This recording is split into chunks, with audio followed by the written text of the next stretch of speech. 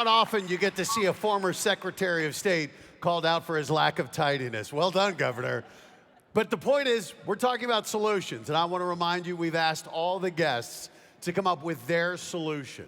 A climate action story, something tangible, something concrete, because this isn't just about words. As Greta Thunberg said, this is about action. And I want to encourage all of you who are here to spread this message. It's not enough to have the people here or the people watching online, but to share this message.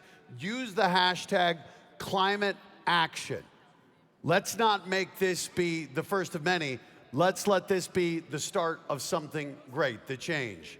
So with these solutions, that's how we're doing it. Think of yours, share yours. Great opportunities to be had, and still a lot more information to come. Right now, what we're looking for is the message that we've said. Healthy planet for a healthy life. And right now we have a panel on just that topic, led by radio host Chris Cummins. Chris, I turn it over to you, my friend. Healthy planet, healthy people. It's something I had time to think about on my way here. I was waiting at a red light for the cyclists to get to go green over the main junction. So I had some time, but then I thought, I don't need time. This is the most obvious issue in environmentalists. I grew up, like so many people, watching David Attenborough films, and we'd see as children a rainforest, and he'd say, look, this creates oxygen that we breathe, and this rainforest creates the regular rainfall that makes agriculture work, and guess what? We find all the medicine that we need, usually, inside a rainforest. And you're kind of 6 years old, 8 years old, and you think, well, obviously you don't want to cut that down, but they don't put kids in charge of government, so the rainforests do get cut down. We are destroying nature, and we call it Mother Nature. And it's kind of, mothers look after us, and nature looks after us. And it makes me think sometimes, it's like if you were kind of chopped off your mum's arm and leg and said, hey, but mum, come and pick me up from kindergarten and make me lunch. If we stop looking after nature, nature stops being able to look after us. And that has all sorts of health implications. We don't talk about health that much, usually. It's like news in brief until a pandemic comes along, and then we think about our health all the time, and it's been the main news focus, hasn't it, for, 18 months? I was trying to think during the pandemic, who gets the least sleep and has the toughest job? And I thought, well, number one, way up, is kind of single mothers with homeschooling. But then I was looking at other job titles, and what about Executive Director of Health Emergencies Program at the World Health Organization? That sounds like that's been a very busy 18 months. And joining us now virtually is Dr. Michael Ryan. He is that Executive Director of Health Emergencies Program, WHO. And I've become a big fan via YouTube of Dr. Michael. Dr. Mike, I think you often call yourself. But your YouTube press conferences have gone viral because they're full of the same sort of urgency. We just heard from John Kerry. You're saying that we can't look at pandemics without talking about the environment and our relationship to the environment. I watched the video. I've probably watched it 1,000 times. That's why it's gone viral. But you were describing this connection between the way we live, what we do to earn our money, the way we adapt to nature, and the likelihood of more pandemics, maybe worse pandemics. Can you just maybe explain this connection between our lives and the likelihood of further disease? Thanks, Chris. And let me first say that single mums who hold down 2 jobs are my heroes, and they're a hell of a lot busier, and they do work that's a hell of a lot more important than mine in bringing through the next generation. Yes, it was really interesting listening to John Kerry and Arnold, and to hear political leaders with their knowledge and the passion and the commitment that John has is just, for me, very heartening. Because I think what's being recognized is the interlinkage of human health, animal health, environmental health, planetary health. Yes, you've seen and you're hearing it more and more in this conference. We're living on a planet that's out of balance. We're living with a climate that is changing and driving negative health and economic impacts. But we're also living in a biome. On that planet, there are millions, trillions of biologic entities that depend on the stability of that biome in order to live, survive, reproduce, and prosper. And we are at the apex of that. We like to think we're the apex inhabitant of that planet. But we're driving those changes. We're driving the climate change. We're driving the environmental exploitation. We're driving animal husbandry practices and the misuse of antibiotics. We're driving social injustice. We're driving urbanization and migration. We're driving all of these processes. And we're seeing massive increases in the risks. And in some senses, Gaia and Mother Earth is in some senses paying us back, because the risks we're generating are generating these huge epidemic risks. We've seen this pandemic. The animal-human species barrier is being breached more and more. Diseases are crossing that barrier. They're emerging, but they're also amplifying within our poorly managed health service. They're amplifying in refugee camps. They're amplifying in overcrowded slums.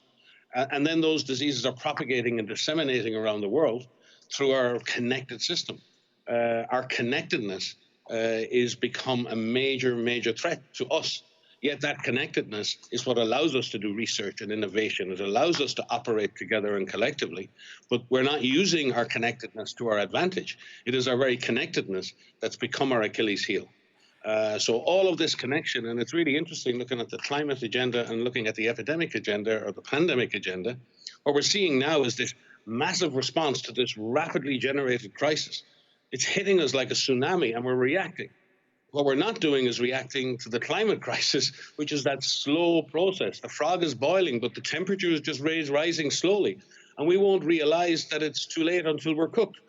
Whereas with the pandemic, we're seeing the immediate impact of the pandemic and we're reacting. And we're demonstrating what we can do when we react quickly and we react together. But we're also seeing an uncovering of old wounds. We're ripping bandages away from old wounds. We're seeing that our health systems are weak and unequal. We have no equity in our society. We're not willing to share the products of our research and innovation, leaving half the world totally unprotected with vaccines. So I'm seeing so much good. I'm seeing so much solidarity. I'm seeing the youth of the world mobilizing for climate and for pandemic response. And at the same time, we're seeing this desperate selfishness, this short-sightedness. And I think the climate and the pandemic agenda are very linked. But the difference is the timescales that are generating these risks. But the responses need to be the same. Briefly, just to ask you a second follow-up question to that. You've described it so well, but this has been a huge thought experiment in a way the past 18 months. Everyone watching probably now, everyone in this room has changed the way they live in the past months. Are you optimistic that we can take this belief that we can change the way we live and adapt to tackling climate change? Do you think this disruption in our lives could be somehow used to a positive end? I think as human beings, and if we all examine our own personal lives, how many of us in that room or in this virtual room have to be faced by an existential crisis in our lives, be it social, economic, be it personal relationships? Sometimes you have to be faced with your own mortality, your own fragility before you change. And I think we are being fundamentally exposed to that fragility of our planet, the fragility of our health system and our health as human beings. And I think we're also seeing at the same time what can be achieved when we come together. So I think we, this generation, my generation, get 0 marks. We get an F for our stewardship of this planet. We get an F for our stewardship of our societies, for our fairness and our solidarity. We owe more to our children. And our children and the youth of the world today should be rising up in anger at what we are doing to this planet and what we have left in place in terms of social justice. I think it is time for the youth of the world to mobilize. It is time for us, the older people of the world, to also mobilize. There is a better future, but we have to deliver it together, and it takes really concrete action. This isn't a 1-2 year thing. My fear is the amnesia around the pandemic will come very quickly. We'll all want to go back to normal. We'll all revert to the old behaviors. How many times on a New Year's Eve have you made a resolution and by the first week of January it's gone, right? Resolutions and promises don't work anymore. We've made too many and we've broken too many promises. We've broken that contract with ourselves, but more importantly, we've broken that contract with the next generation and the generations to follow. We need to do better. We need concrete action to fix this. And I do believe somewhere in me, the optimist in me is saying, I can feel that in all parts of society, the desire for change. The question is, can we deliver on that desire and deliver real results for all our peoples? Dr. Michael, thank you so much for laying down that challenge and for joining us today. You've got very busy work to do at the WHO, I'm sure, so you're going to leave us now, but we really value your input. And Dr. Michael Ryan spoke about, well, our children. And we're worrying about what the impacts are going to be from how we live our lives, our addiction to fossil fuel, on our children and our grandchildren. We talk about it as if it's the future, but we can't pretend it's not happening now, that people aren't dying now because we haven't got the imagination or the political will to wean ourselves off fossil fuels. I think Arnold Schwarzenegger has highlighted air pollution, which is killing, according to the latest figures I've read, 9 million people across the world every year, where most of us in all parts of the world breathing in dirty air, and it's killing us now, our grandparents, our parents, and our children. And I'm really honored to have a guest now, Rosamond Kissy-Deborah from London, from South London. We're going to see a little video, actually, about the story of her struggle and the story of her wonderful daughter, Ella. What I miss most about my daughter, her laugh, I miss her jokes.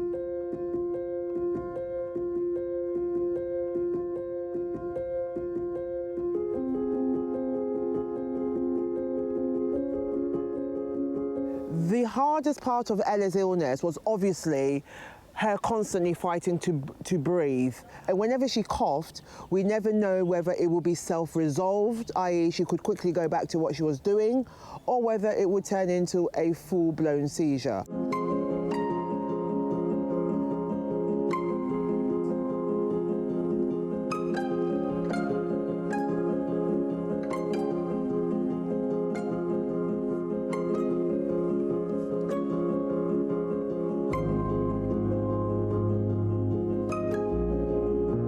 We've got the justice for her, which she so deserved. And I hope you heard what the coroner said, that there are still illegal levels of air pollution now as we speak. In London, where we are now, every year it is up to between 8 and 12 children still die from asthma. The reason why I talk about asthma is because of what happened to my daughter. But air pollution affects every organ in the body. It is linked to dementia, miscarriages, stillbirths, low birth weight, cardiac arrest, asthma attacks, diabetes, also cognitive development. I talk from London, but this affects governments everywhere. They have a legal duty to protect their citizens. Rosamond, welcome to this conference. Thank you so much for joining us. I think we got from that video the basic bones of the story of your struggle and your daughter, Ella. I always feel a bit emotional with this story. I'm the father of a 4-year-old, so I can imagine somehow a little bit of the pain you must have suffered, but you've used that for strength to fight for better air. Maybe tell us what you'd like to tell us about Ella and your struggle. That Ella was a healthy, normal child, and what happened to her can happen to any child, especially if you live near a busy road. And she died ultimately due to car emissions, burning fossil fuel. And the fact that in the world now, for today, 8.8 million people are dying prematurely. That means 1 in 5 people are dying directly due to burning of fossil fuel. This isn't new. This is something that all governments know. And I repeat again, they have a legal responsibility to protect life. And it is our human right to be able to breathe clean air. I guess my frustration, Chris, is we don't talk about health all the time. And COVID has reminded us that health is so crucial. I mean, we talk about COVID being a pandemic. so is air pollution. And I guess that is my frustration of governments talking, building back better, greener, and yet the evidence just isn't out there. You know, in the UK now, the car industry or the amount of cars, you know, is almost back, or I think it is actually back to the pre-pandemic levels. So the question, as you know, Mr. Kerry mentioned, what have we actually learned? We continue to repeat the same mistakes again and again, and sadly, children will continue to die. When I was last in Vienna, 2019, at that time, it was 7 million people that died worldwide. And now, as you've just said to me, we are up to 9 million. We are going in the wrong direction. Unless we clean up the air, you know, you can't solve climate change if you have, you know, it's polluted. Look at COVID in areas of high air pollution. It had more COVID deaths. It's staring us right in the face. Rosamund, it's such a massive problem, and you and your allies obviously can't change this on your own, but although, of course, you can't bring back Ella, you have named a foundation in her honor, in her name, the Ella Roberta Family Foundation. Maybe just tell us what that foundation is doing to try and improve the situation. I think rather than even the foundation, I think I'd like to generally focus on what the coroner said in my daughter's inquest. And what he recommended was WHO guidelines and limits need to be adopted, not just in the UK, everywhere. That is the message I would like to bring. There is no such thing as a safe level. We need to be monitoring. We need to let people know about air pollution. We need to raise awareness. It damages every organ in the body. And also, we need to train our doctors everywhere. You know, they are seeing patients with cancers and asthma and cardiac arrest, and they need to know what they are dealing with. And it is this message which I actually bring. Although it applies to the UK government, it applies, Chris, to governments everywhere. I know Wales in the UK has said it won't build any more roads until the climate goals have been achieved. I mean, if you had, a lot of people are listening. We've heard from presidents, chancellors, prime ministers. People are listening to you. If you had, in like 30 seconds, one concrete piece of action you want a government to take to improve the situation, what would it be? Adopt WHO guidelines, especially the new ones that are coming out soon in September. Not just adopt them and shrine them into law, actually do something to actually meet these targets, because it is their responsibility to look after the health of their citizens, and they need to stop burning fossil fuels. Rosamund, thank you so much for joining us today, and thank you for your insight, and thank you for your fantastic work. Thank you for having me.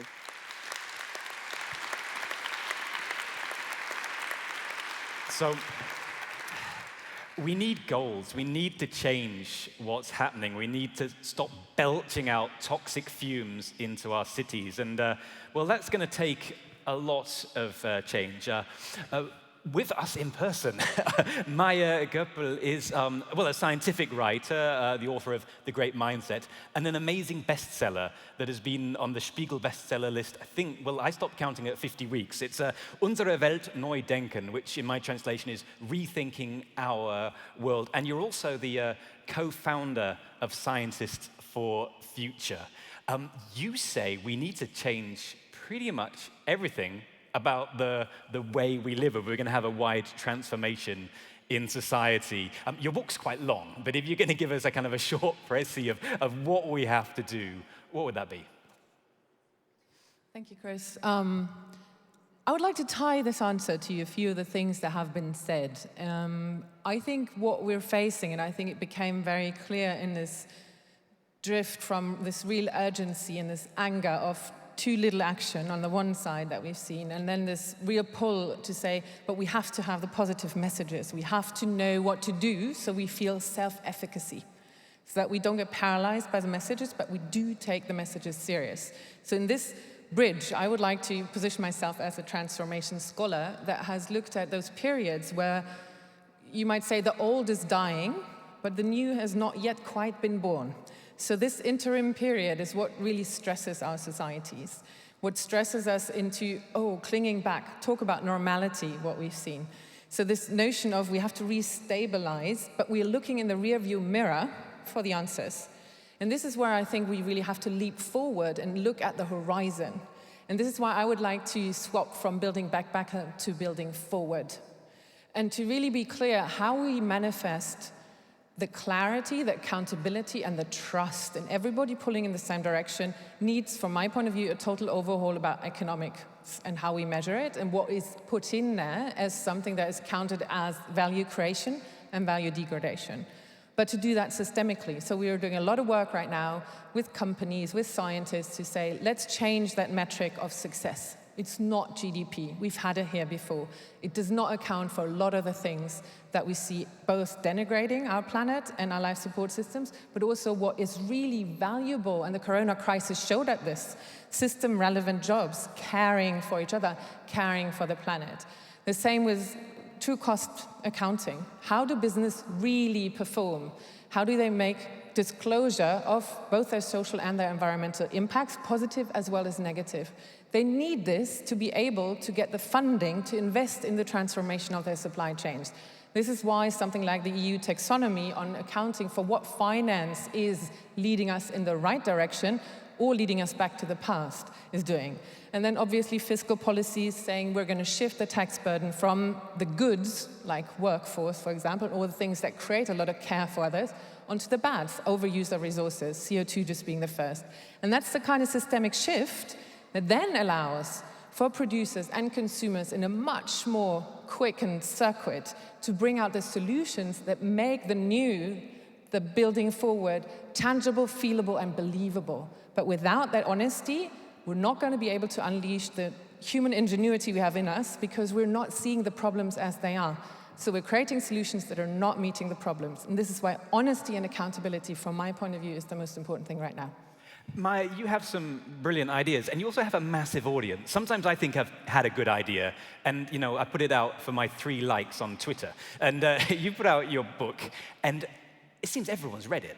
Even I've read it. It takes me a lot of hard work to read in German, but I wanted to read his book because everybody was talking about it. And so do you think that this appetite to read about the need for this transformation, does that give you hope that the time, die Zeit ist reif, that the people really believe that now we need to do this? It's just not reading a book, they really want to change. I've been thinking about this because when you look at the content, it is, for people that have been studying this, not necessarily a total revolution in insight, but I think it packaged it very differently. And it was a response because in 2019 in March, Scientists for Future came to life because we were putting ourselves behind the young people in the streets. When political sides said, you don't really know what you're talking about, go back to school, learn something, become an engineer, solve it in the future. And then it was the role of those that have been studying this, that have been putting forward the science to say, no, they are right. It's an inconvenient truth still, surprisingly, but it is true. You can't just tell them they don't know what they're talking about. And then we had so many calls. We had so many people asking, what can we do? Where can I read about this? How can you put what you're doing in your speeches into easy writing? And that's where I transgressed my own boundaries of saying, okay, I'm going to go with a public publisher. I'm going to work with a journalist. I'm going to sit down with people helping me edit it into a personal story. As a scientist, you don't usually do this, right? And it's been a little bit of a game like this. People saying, you've kind of discredited your profession by being so personal. But it made it a journey. And I think the most important thing was that I did put out all the connections, but I was very clear that we need everybody to make that journey happen. And I was struggling with my publisher so hard. They wanted to have the programmatic in the end. This is what we need to do. And I was like, no, I'm not going to put it in because we have all the reports from the scientists. It has to be an invitation. And that's the subtitle of the book. The invitation to rethink the world, and the very clear message that we need all of you to make that transformation happen. And for me, the most exciting thing of the last year and a half was how many emails and messages I got where people said, invitation accepted. And they just put forward where they could change. They were in their own realm of efficacy and just putting their bit forward. And that's been, for me, the most exciting thing, and that really gives me hope right now that we're at this crunch point. Well, you reached lots of people, and I have other questions I'd like to ask, but actually we're going to hand over to a video question, a video message for you, which we'll see right now. Hi, I'm Monika Forster from Bregenz. I want to ask to Ms. Goppel the following question. In my job as care manager of the region Vordere Bregenzer Wald, I experience again and again that people are afraid of changes. How do you create courage and joy for changes? Well, I think, to be honest, what we're missing right now is a sense of we. And I think it's become part and parcel of what we've been talking about, because once we believe that everybody is in this with us, and this is why I find it so important to talk about government regulation as something that can be very freeing. Because social sciences are very clear, and we've had just now a very strong survey in Germany where people are saying 80% are really concerned, but they fear that everybody else is not doing enough. So to just make it something that everybody has to chime in, that is binding for everyone, can be so reassuring for people to go a further step. Because otherwise your own feeling of I'm committing to something, I'm changing something, but everybody else doesn't. And that doesn't live up for the size of the problem that we're looking at. So where is the new social contract? And this is why I think Mr. Timmermans was so spot on, that we have to link the social agenda and the justice agenda to the environmental agenda. And to be very clear, no one's going to fall behind. Quite the contrary, we're going to make sure that the distance between behind and where the front is right now is going to be closed. And this is why the topic of the summit is so spot on. Healthy people, healthy planet, they're linked. And if we're contributing and putting a lot of energy, remuneration, more jobs into the spaces and sectors that are caring, those are the jobs that are not costing the planet, but they're the jobs that are really generating the well-being, the security, the stability, something where people feel relaxed that they're going to be looked after when they can't run for it themselves. And this is where I think the binding element is, and this is why I think we need to talk about that social contract. Okay, thank you very much. Hopefully we get to come back to you later, but I want to talk about inspiration now. There are two things I really love. I love football and I love trees. We're very excited in Europe about what's happening in football stadia nowadays, but in 2019 there was something really quite remarkable in southern Austria, in Kärnten, at the Wörthersee Stadion, where Herbert Waldner was instrumental in putting a forest inside a football stadium. Trees are up to, I think, 40 meters high. It looked incredible. The pictures went around the world, and it was basically, it was kind of meant to be an inspiration in the fight against climate change, creating awareness. You're different from some of the other guests we had. You're a businessman and a practitioner. And I've heard you've also started a new project with kind of that Wörthersee forest put somewhere else, in an area not far away from Vienna. Can you just tell me about this new project? Thank you for the question in English, but I prefer to answer in German. There's more empathy. Kein Problem. In deutschen Wörtern. Ja, als wir 2019 In 2019, we planted 300 trees in the Klagenfurt football stadium. Back then, that was the biggest art installation in the public space that we ever had in Austria.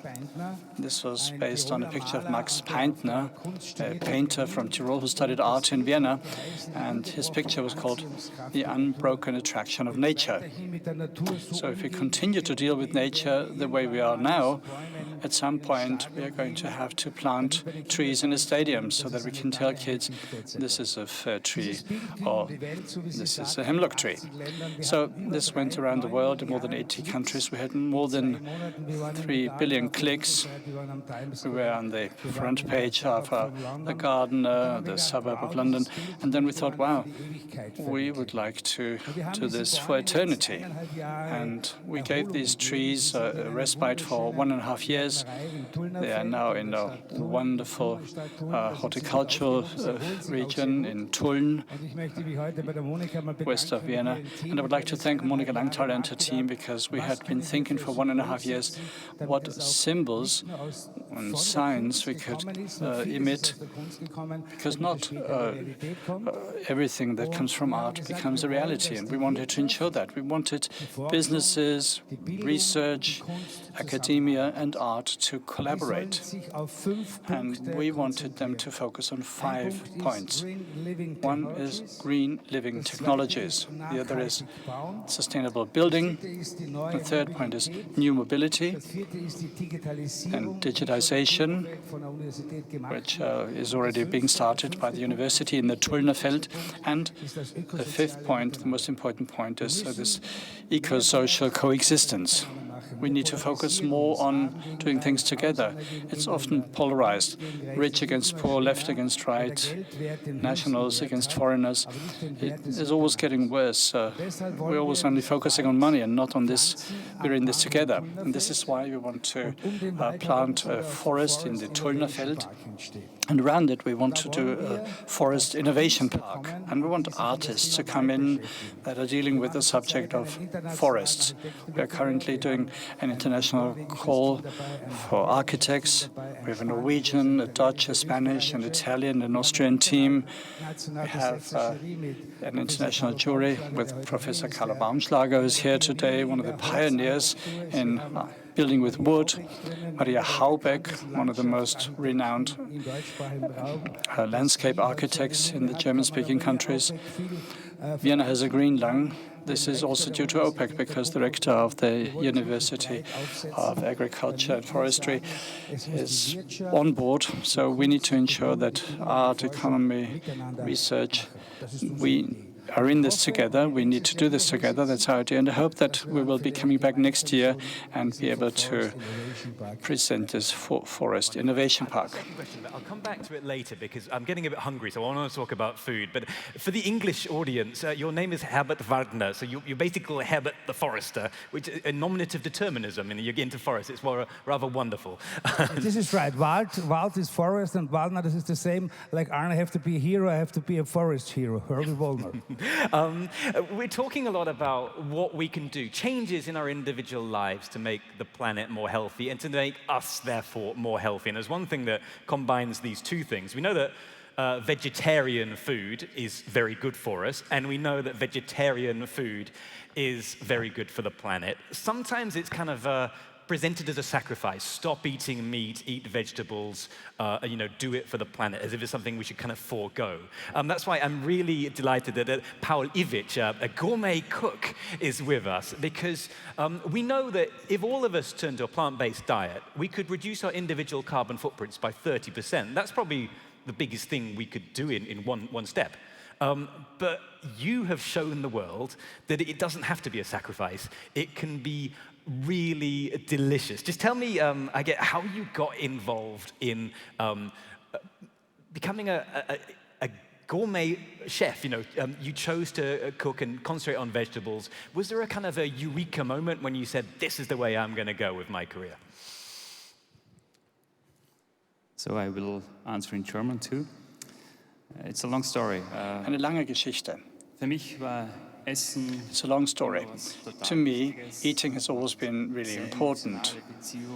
We have a very emotional relationship characterized by joy, and I was always a nature buff. And then there was a time when I lost my path, and I strayed from this path, and I no longer focused on the quality of the food I ate. I only wanted to focus on maximizing my profits. And I was very good at doing that.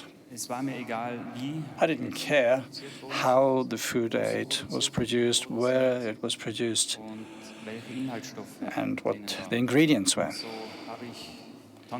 And so I bought tons of meat and fish that was contaminated with antibiotics and hormones, fruit and vegetables with additives and pesticides and herbicides.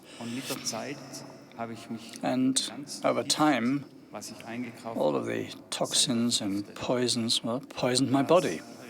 I had poisoned myself, and the result was not just a burnout, but I also suffered from coronary heart disease. And my doctor, with whom I had a close exchange where he said, well, within 3 months I'll see you on my surgery table. And well, that was the time when I thought I would have to change my diet. I started eating plant-based food of a very high quality, but there was still something missing. I became healthy again, but I had no emotions. I was still in an emotional trough, a low point. And that was on a Saturday. I was very hungry. I went to the farmer's market and I saw a booth with eggs. I went there and I said, I want 6 eggs. And the woman said, oh, those are the best eggs out there. My chickens are free-range chickens and they are fed so well. And I thought, well, I don't care. I'm hungry. And she gave me the eggs, and then she said, nobody will buy my eggs if they don't appreciate them. I discussed it with them. She finally let me have them. I gave her a tip. And then I went home, and I did some scrambled eggs. And that very moment when I ate those eggs, I was a 5-year-old kid who was running behind the chickens in his grandfather's backyard, and I felt this emotion, and I knew that this is what I need to do as a chef. I need to bring the taste back to food. And it doesn't matter whether you use fish, meat, vegetables. What counts is the quality of the ingredients. And if you see food from a holistic perspective, there's a lot you can change. You can eat very light and very tasty food, because our eating habits influence our economy, our ecology, our social behavior, and our health. And that was the moment when I knew I have to take responsibility. Really nicely onto our next guest, who is actually left a video message for us. But earlier this year, I watched the very famous, slightly controversial Netflix documentary, Cease Piracy, which there are some issues with it, but I haven't eaten any fish from the ocean since I saw it. And we know that our forests are in trouble, we know that grasslands are in trouble, but maybe the biggest part of our ocean, 70% of the Earth's surface is the oceans. And whatever the exact facts are, we know they're in a terrible state and there's overfishing.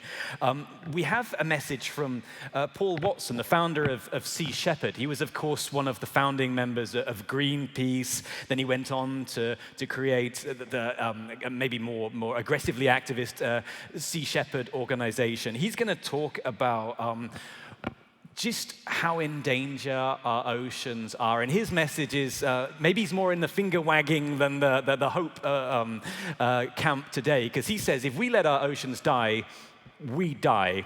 That's it. Here's his message. The planet that we live on is a spaceship, and every spaceship has a life support system.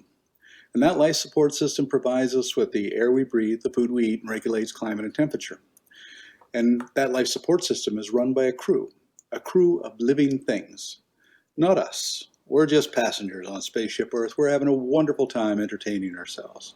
But what we are doing is murdering crew members. There's only so many crew members you can eliminate before the machinery begins to break down. Since 1950, we've had a 40% diminishment in phytoplankton population in the ocean, and I can tell you right now, if phytoplankton disappears from this planet, we die. We do not live in a world without phytoplankton. We need all of these other engineers, these engineers on Spaceship Earth. We need the worms and the trees and the bees, and without them we cannot survive. So that is really where our responsibility lies, to do everything to protect them, to learn to live in harmony with all of these other species. And if we don't do it, then we simply are not going to survive, or we cannot live outside of the basic laws of ecology, the law of diversity, the law of interdependence, the law of finite resources. And when we steal those resources from other species, then we diminish diversity, we diminish interdependence, and we really pave the way towards our own extinction.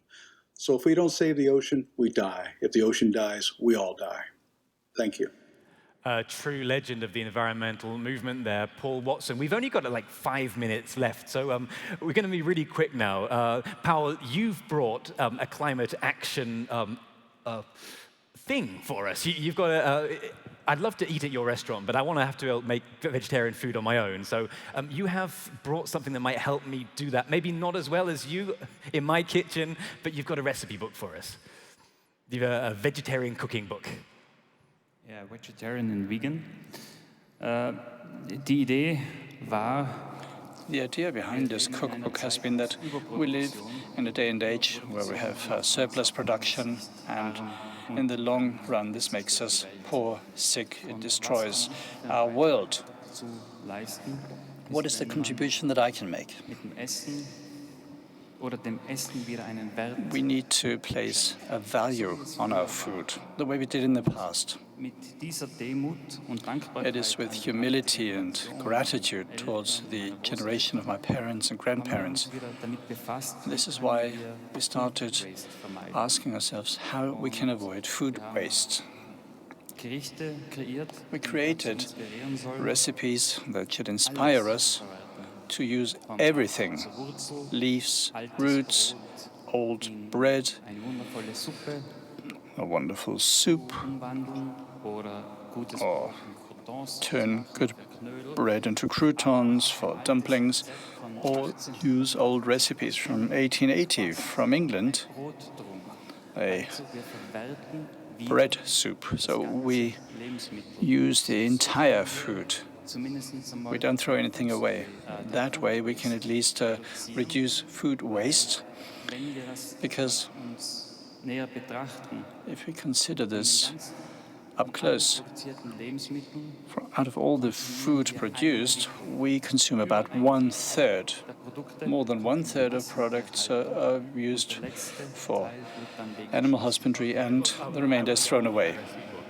Because I want to transform my vegetarian. I'm a vegetarian out of laziness. It's easier to cook vegetables usually than going and making meat, but I think I need to improve my cooking. But it is the one way to transform our lives. And we're going to hand over to the next panel, which is about the green economic recovery.